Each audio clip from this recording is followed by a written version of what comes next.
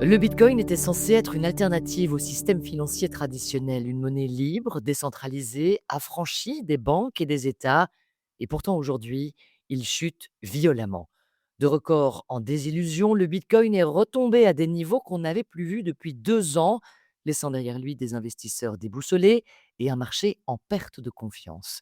Faut-il y voir un simple accident de parcours ou le révélateur d'une fragilité plus profonde? Pour en parler, j'ai le privilège d'accueillir Michel Ernst, expert financier, observateur aguerri des marchés, mais surtout l'un des rares à poser un regard lucide et sans dogme sur l'univers des cryptos. Le Bitcoin est-il une monnaie, un actif spéculatif ou une croyance collective? C'est ce que nous allons décrypter ensemble dans ce nouveau numéro du Regard décalé. Bonjour Michel Ernst. Bonjour Gaël. Je suis vraiment très heureuse de t'avoir dans cet épisode du Regard décalé. Pour ceux qui ne te connaissent pas, tu es un expert financier. On t'a vu beaucoup dans le trend sur Canal Z. J'ai eu déjà l'occasion 1000 fois de t'interviewer. 40 ans que tu es dans la finance. Et si j'ai un vrai bonheur de t'avoir aujourd'hui, c'est parce que tu es l'un des seuls avec lequel je peux aborder ce thème ô combien compliqué dans l'univers de la finance, c'est la crypto-monnaie. Et pourtant, voilà, c'est un thème qui me paraît important dans l'actualité aujourd'hui, entre autres l'actualité de ce Bitcoin, hein, qui subit un véritable crash. Il est, à l'heure où on enregistre, à 65 910 $, c'est-à-dire son niveau d'il y a 2 ans, alors qu'il y a quelques mois encore, il était à 126 000 $ sur son record. Comment est-ce qu'on explique cette chute, Michel? On l'explique, je dirais, pour plusieurs raisons. D'abord, il faut se rappeler qu'il y a un peu plus d'un an, quand Trump a commencé son second mandat, il avait claironné que le Bitcoin était quelque chose d'extraordinaire, que les États-Unis allaient devenir la capitale mondiale des cryptos et du Bitcoin. Et on a vu que c'est le désenchantement complet. Pourquoi notamment? Il faut se rappeler quand même que derrière le Bitcoin, il n'y a pas, je dirais, de filet de sécurité. Il n'y a pas de banque. Ça a été un des grands arguments des aficionados de la crypto. Il n'y a pas de banque, on est indépendant. Oui, mais justement, on se rend compte que maintenant, lorsqu'il y a une baisse du marché du Bitcoin, sur d'autres marchés, sur les actions, sur les monnaies disons, qui existent, il y a des filets de sécurité. Ici, il n'y en a aucun. Donc, il n'y a personne, je dirais, pour rattraper la chute du Bitcoin. Pratiquer le Bitcoin, je dirais, c'est un peu comme pratiquer le base jump ou l'escalade à main libre. Il n'y a pas de filet de sécurité. Si on tombe, on tombe. Personne ne rattrape. Et justement, ce qui est dramatique, c'est que hier, Scott Bessent, qui est en fait le secrétaire au Trésor américain, donc un peu notre ministre des Finances, a déclaré, en répondant à une question, que non, les États-Unis ne soutiendraient pas le Bitcoin, comme on a pu le voir en 2008 pour les marchés d'actions, comme on a pu le voir dans le passé pour, quand le dollar, par exemple, baissait. Non, il n'y a personne pour soutenir le Bitcoin. Donc, c'est ça le problème. Et alors, justement, il y a une défiance de plus en plus grande. On a vu les particuliers commencer à se méfier. Mais maintenant, je dirais le coup vraiment, peut-être le coup de Jarnac qui commence à vraiment faire très, très mal au Bitcoin, c'est le fait que les ETF, donc les trackers, qui les derniers mois avaient aussi soutenu le Bitcoin en achetant massivement, les ETF sont en train de voir des décollectes massives. Rien que sur les 2 derniers mois de l'année 2025, il y a eu 9 milliards de décollectes des ETF. Et j'ai vu que, par exemple, cette semaine, rien que mardi et mercredi, il y a eu des décollectes pour à peu près 900 millions sur simplement 2 journées. C'est énorme. J'ai l'impression quand même qu'il y a une espèce de dualité aujourd'hui. C'est vrai que ce bitcoin, il a toujours été présenté comme un système alternatif au système financier en étant décentralisé, indépendant de toute institution. Et puis, finalement, il y a quand même eu un espèce d'intérêt des institutions, de certains États en l'occurrence. Et j'ai l'impression que cet intérêt, dont celui de Donald Trump, s'il a attiré dans un premier temps un engouement, attire aujourd'hui une crainte en fait. Le fait que, finalement, les péripéties et les facéties de Donald Trump, ça fait perdre confiance totale en cette crypto-monnaie alternative. Le problème, justement, c'est que depuis le début, je dirais le projet initial créé par le fameux Satoshi Nakamoto, dont on n'a jamais trouvé la moindre trace, qui est déjà très bizarre. Le fait, c'est vrai, c'était qu'au début, comment le Bitcoin était une alternative aux monnaies existantes. Mais en fait, le gros problème, c'est qu'on se rend compte que 99,99% des gens achètent du Bitcoin pas pour acheter des biens, pas comme une monnaie alternative, mais pour spéculer. Et d'ailleurs, ce qui est assez étonnant, c'est que généralement, on représente le Bitcoin dans les médias, dans les revues, etc., sous forme de pièces, etc. Mais non, le Bitcoin, c'est une monnaie virtuelle. Ce n'est que des bits, des zéros, des 1. Donc, je dirais, le bitcoin en tant que monnaie n'existe pas et d'ailleurs, justement, je m'insurge complètement en faux contre le terme crypto-monnaie, c'est un crypto-actif. On a plusieurs fois dit: «Ce n'est pas une monnaie». Pourquoi? Parce que ça n'a pas, valeur légale, ça n'a pas de garantie, c'est extrêmement, volatile et je dirais à l'inverse d'une monnaie comme par exemple le dollar ou l'euro, personne n'est obligé d'accepter des bitcoins. C'est un actif, c'est pas une monnaie, c'est un actif virtuel très spéculatif et le problème justement, c'est que depuis maintenant, quelque temps, on se rend compte qu'on avait dit aux gens finalement: «Oui, il faut croire, je dirais quelque part au bitcoin», un peu, je dirais, moi je dis souvent, le bitcoin, c'est pas de la finance, c'est de la religion. On dit, voilà: «Il faut croire au bitcoin, il faut croire que ça vaut autant». Ah oui, bah, expliquez-moi. Moi, je dirais qu'en matière, si je parle justement de religion, je suis un agnostique. Je ne dis pas que ça n'existe pas, je ne dis pas que ça existe. Prouvez-moi que le bitcoin a la valeur. J'ai lu des dizaines, des centaines d'études, je n'ai jamais vu trouver quelqu'un qui m'ont montré, qui me prouvait que le bitcoin avait une valeur réelle. C'est purement, virtuel et le problème, c'est que maintenant, justement, les gens sont de plus en plus déçus parce qu'ils se rendent compte que, au delà de la promesse qu'on leur avait fait, au-delà de la spéculation, ça va monter, ben non, le jour où il y a plus de confiance, ça s'effondre. Alors là, les, contradicteurs disent généralement: «Oui, mais justement, s'ils reprennent le terme de monnaie, les autres monnaies aussi, le dollar et l'euro, s'il y a pas de confiance, ça s'effondre». Oui et ça s'est déjà passé dans le passé. Mais pour les autres monnaies, si par exemple, il y a une forte chute de l'euro, du dollar ou du yen japonais, il y a des banques centrales derrière qui sont là pour soutenir la monnaie, soit en rachetant la monnaie, soit en augmentant les taux, par exemple. Ici, il y a pas de filet, il y a pas de filet. Alors, Ça s'effondre, ça peut s'effondrer. on se pose la question quand même puisque, et c'est important de le souligner, on l'a dit, il y a quand même eu une forme institutionnalisation de ce Oui, cryptoactif. Il y a énormément de sociétés qui ont investi dans le bitcoin. On est en oui. pleine saison des résultats. Avec un crash comme le bitcoin, le subit aujourd'hui, ces sociétés doivent quand même être plombées. Alors est-ce qu'on va être certain qu'à un moment, est-ce qu'on peut être certain que finalement, malgré ce que peut dire, Scott Bessent, Donald Trump va pas se dire: «Ouh là là, il est quand même nécessaire que je puisse permettre à mes sociétés américaines de ne pas sombrer à cause du bitcoin et que, bah, je fasse acheter du bitcoin aux États américains pour essayer de renflouer un peu les caisses». Oui, alors 2 choses justement. C'est clair que depuis effectivement 1 an ou 2, on a vu les institutionnels commencer à acheter, hein, du bitcoin, que ce soit via les ETF, on pense, à BlackRock ou à Fidelity par exemple et puis à toutes sortes maintenant de sociétés, de plateformes qui ont acheté parfois massivement du bitcoin. On pense notamment à cette fameuse société américaine Strategy qui est cotée, en bourse, qui est d'ailleurs le plus gros détenteur de bitcoin au monde. Ils ont à peu près 713 000 bitcoins donc en portefeuille. Mais le problème justement, c'est qu'on a vu hier, parce qu'ils ont justement annoncé leurs résultats, enfin plutôt, c'est pas hier, c'était jeudi, on voit plutôt que, Stratégie, 713 000 bitcoins en portefeuille, leur prix moyen d'achat, c'est 76 000. On est largement en dessous maintenant. Donc Stratégie, pour l'instant, dans sa valorisation des bitcoins, perd une énorme quantité de milliards et si ça continue, il va avoir des graves problèmes. Il y a des tas d'autres sociétés qui ont en trésorerie des bitcoins. De fait, qu'est-ce qui va se passer quand ces sociétés ne vont plus, avoir la vraie valeur, enfin qu'ils espéraient, dans le bitcoin? Ça risque de devenir, dramatique. Alors évidemment, la question, est-ce que les États-Unis peuvent ou veulent soutenir?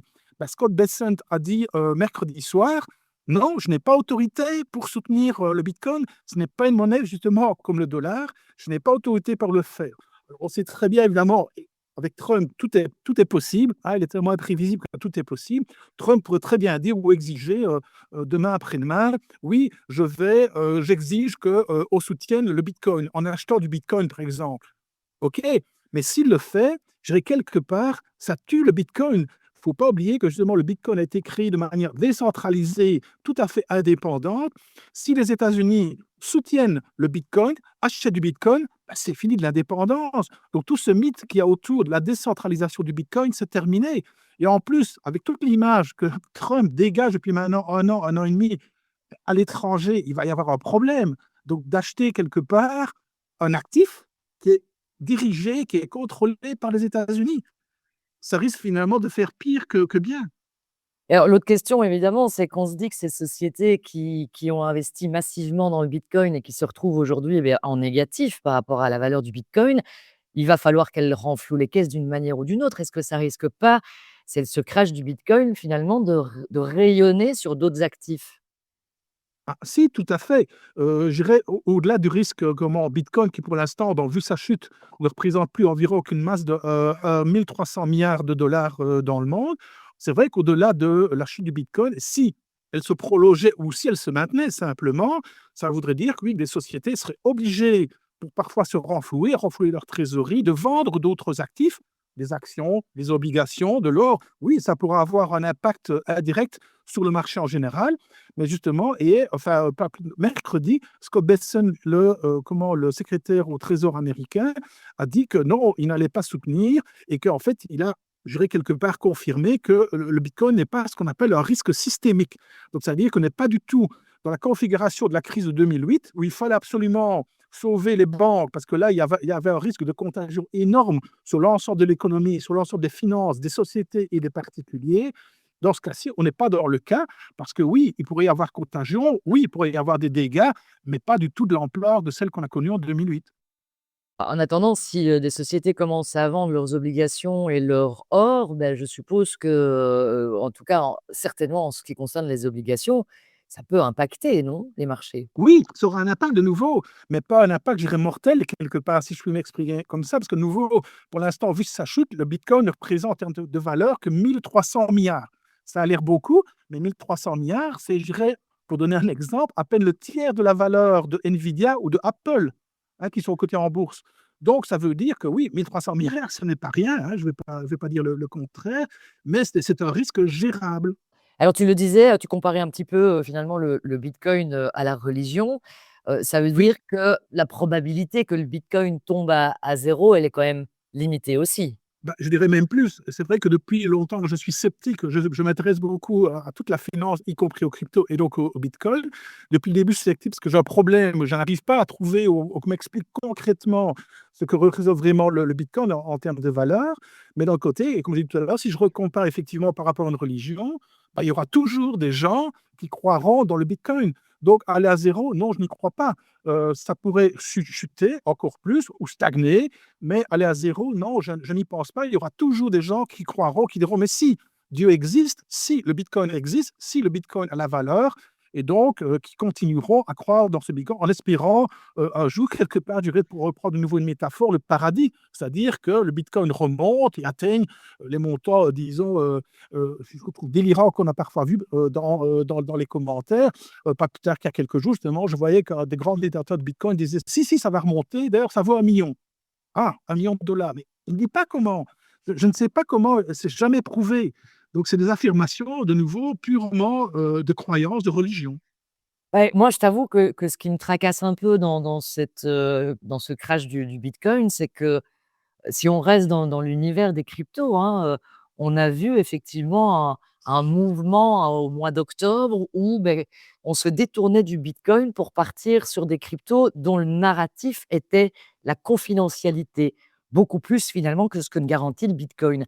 Et donc, même au sein même de l'univers crypto, il y a un détournement de ce bitcoin. On va vers autre chose. Je pense quand je parle de, voilà, on a vu par exemple le Zcash que tout le monde avait un peu oublié, qui avait pris, 120 en une semaine et qui est resté à des niveaux très, très élevés assez longtemps, où tout à coup, beh, voilà, les fonds du bitcoin partaient sur des narratifs où la confidentialité était mise en avant. Oui, Dire parce que c'est vrai qu'on dit souvent que, bon, les cryptos, il y a pas que le bitcoin. Le bitcoin est considéré comme la reine des cryptos, comme, disons le numérique, absolu. Mais à côté de ça, il ne faut pas oublier, qu'il y a plusieurs milliers, de cryptos qui existent, peu connus ou beaucoup moins connus. On se rappelle aussi justement, et ça c'est une anecdote que je trouve qui est très parlante, qu'à l'époque, il y a eu la création du Dogecoin, hein, avec, disons avec, une photo d'un Shiba Inu, donc, d'une tête de chien. Il faut se rappeler justement que le Dogecoin avait été créé par des gens qui voulaient, montrer que c'était une affabulation, que, c'était une rigolade, et en fait, leur rigolade est devenue quelque chose de sérieux. Donc ça prouve tout à fait que quand on veut faire croire quelque chose à quelqu'un, si les gens y croient, ben, c'est parti de nouveau, c'est une religion. Mais c'est vrai qu'évidemment, le problème de la chute du bitcoin maintenant, ben, je dirais, si le roi s'effondre, ben, le peuple suit. Et donc malheureusement, oui, ça risque d'avoir une incidence sur toutes les autres, cryptos.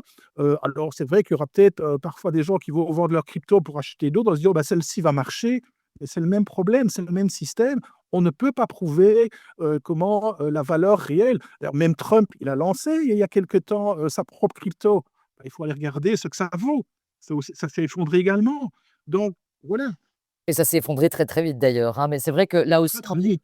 j'ai un peu le sentiment qu'il y a eu une bascule dans les 2 dernières années où, bah, il y avait vraiment des cryptos comme tu dis, on parlait de reine des cryptos, il y avait Solana aussi, l'Ethereum Oui, évidemment tout à fait. et ce genre de choses et puis tout à coup, il y a eu cet engouement comme ça généralisé et où il a été permis à tout un chacun, je toi ou moi, demain, on pourrait créer notre crypto si on a envie, sur un narratif qu'on choisit. Aujourd'hui, comme tu le dis, il y a tellement de cryptomonnaies que je pense que là aussi, ça a peut-être joué sur la crédibilité. Ben oui, mais le problème justement, c'est qu'effectivement, n'importe qui peut créer une crypto, du jour au lendemain et la plupart du temps, comme je dis et j'ai déjà parlé à beaucoup de gens, je suis effaré de voir que, je dirais, l'extrême majorité des gens qui investissent ou qui investissent dans les cryptos ne savent absolument pas, comment fonctionne, le monde crypto, ne connaissent absolument pas, par exemple, le fonctionnement de la blockchain, hein, la technologie qui sous-tend, cette fameuse crypto. Donc je trouve c'est effarant de nouveau, les gens croient ou veulent croire que oui, ça peut aller très vite, et c'est le fameux mythe, à devenir riche, et rapidement et on se rend compte que maintenant effectivement, tout cela est en train de s'effondrer. Le problème justement par rapport à tout ça aussi, c'est que, je dirais oui, bah, oui, il y a une perte totale de confiance dans le système. Perte totale. Oui, elle est généralisée. Si je dois te faire résumer en 1 minute pour clôturer, cet épisode, déjà malheureusement, est-ce que le bitcoin va mourir? Est-ce qu'il risque? Non, je ne pense pas qu'il va mourir. Comme je l'ai dit tout à l'heure, je crois qu'il y aura toujours des gens qui croiront, dans la valeur du bitcoin. C'est comme une religion, il y aura toujours des gens qui diront: «Mais non, c'est pas possible, ça vaut quelque chose».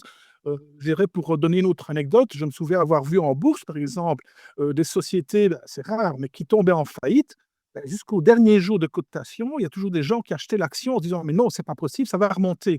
On l'a vu avec Dexia, par exemple, on l'a vu avec d'autres valeurs dans le passé.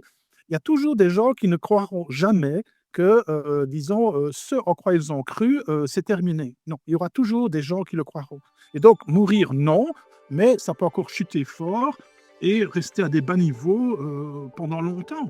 Eh ben, merci beaucoup Michel pour ce regard décalé sur ce cryptoactif. J'ai bien retenu qu'il fallait différencier Voilà.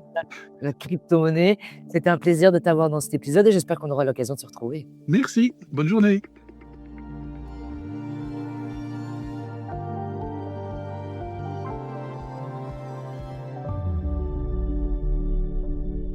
C'est tout pour l'instant. À partir de février, nos podcasts quotidiens changent de canal. Le journal des marchés rejoint Trends Bourse et nos podcasts de décryptage sont désormais disponibles sur Trends Tendance.